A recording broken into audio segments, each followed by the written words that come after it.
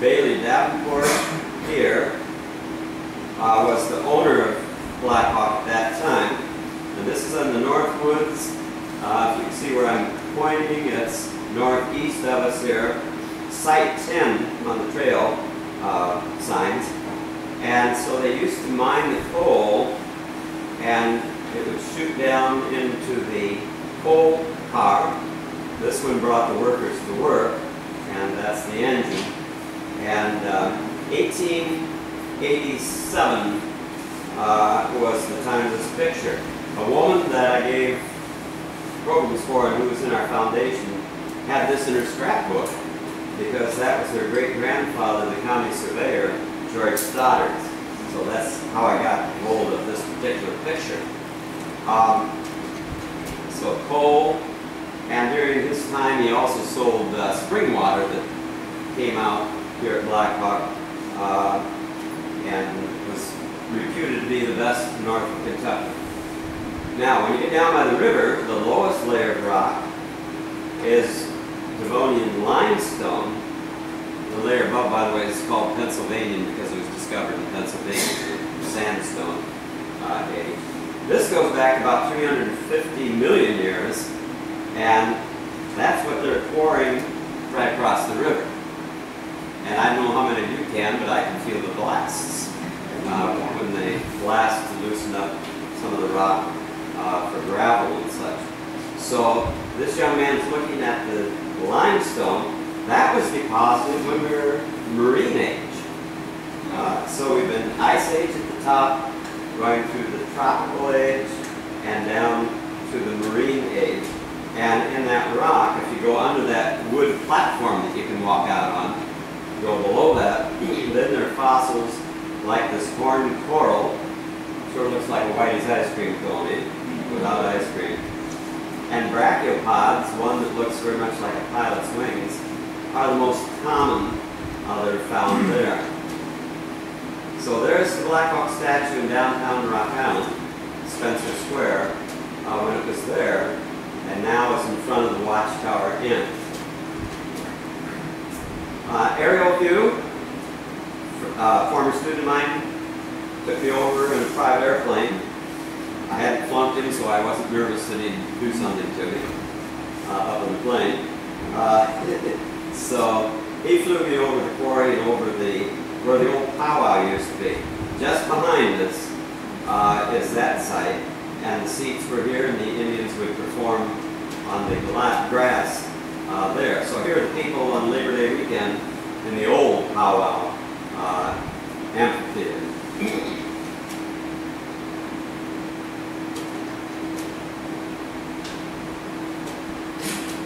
They come back this Labor Day and they'll be here again, but not at the old amphitheater because that's not there. The museum depicts the history. We're adding to that. We're going to eventually have sound where you can walk to the dioramas and hear discussion about them. We're going to place signs around the outside for various places that you'll see in the good old days. And the pumpkins, they would cut into rings and then hang them to dry for food. But the good old days were the days when this was an amusement park. And back at that time, starting in the 1880s, this is what Vander's Island was like. It was not a stone quarry at that time. And by the way, the city of Rock Island had options to buy Vander's Island and was thinking of developing a golf course, but ended up being bought from stone quarry. So that's the Rock River, which the Indians call Sin City. And this is what the quarry looks like from the airplane. Goes full length of the island pretty much. And they take one layer at a time and excavate that layer, and then they go another layer deep because they don't want to risk the river water running into the quarry and filling it faster than they can pump it out. I can't hope that it fills, but the first Watchtower Inn, and I might mention that Joshua Vandruff of Vandruff's Island, where the quarry is, bought this land in 1838 for the humongous price of $1.25 an acre. And 1882, Bailey Davenport, the son of Colonel George Davenport, for whom the city's named, became the owner and superintendent of the Rock Island Steam and Horse Railway, and he installed picnic benches and walking trails and this summer pavilion. His spring water was 49 degrees when it came out of the ground, and they bottled it. And in the coal mines, he sold the coal. This is from Vandruff's Island looking up. And that's when the horses brought people to Black Hawk who wanted to come here for the good old days. And so that was when the park was the Watchtower Park. And the Davenport Rock Island Streetcar Company replaced the horse-drawn cars with electric. This is 1889 in this picture. And that was an inn that was built in 1892 at the same place the current inn is. And they had a veranda up there for promenading around the balcony. Looked out over the river. 1892, burned down in 1896. Had a dining room and cafe, ice cream parlor, and a streetcar up here. And so they made the profit by running the streetcar here. And the streetcar company ran the amusement park. This one would go straight to Milan. Can you picture that in your mind? Like where 11th Street is now. And this one would turn up Black Hawk Road and drop people off for the good old days amusements. Drop them off below where the inn was. This is the winter streetcar. It says Watchtower, which was what they called this site. And you can see it's glassed in for winter. It would take people to the tower across the road for 5 cents. And you could even get a transfer. That was in 1902. And drop them off and then take them back wherever they were going. That was the inn. And this is where you got off the streetcar and walked up here, and you can walk up to the inn or the other place. The inn was built at the tower at a cost of $20,000. Can you imagine? That big structure for $20,000. I found this in the old coal cellar across the street at the inn, and it was a big picture, maybe 18 inches or so long. And so I took a picture of it, and I thought, wow, they really had sexism in those days, all the guys and all the gals. But if you look closely, there's a woman here, and there is a man upstairs. So I don't know if that was a DAR, GAR group, what group it was, but old picture. And if you look down from the Watchtower Inn back then to the west, you would see these buildings. And they had the old mill stream, tunnel of love, shooting gallery, bowling alleys, bands, orchestras, summer theater, and that was down the slope. If you can picture the slope that goes down the Rock River behind us. And so that's where the seats and the theater were at that time. And they had some big events. The leaflet that you can pick up if you like says that they had educated dogs and monkeys at the park, not at the theater. They had the famous 1.5 Harringtons, and Mr. Harrington was 6 feet 3 inches tall, and the half Harrington was 3 feet 6 inches tall. Just reverse the numbers. They were comical comedians. In 1895, Shakespeare's As You Like It was performed here, and Gilbert and Sullivan's HMS Pinafore and Mikado, and later seasons they had opera as well. Bowling alley, my students find this hard to believe, but people used to set the pins up.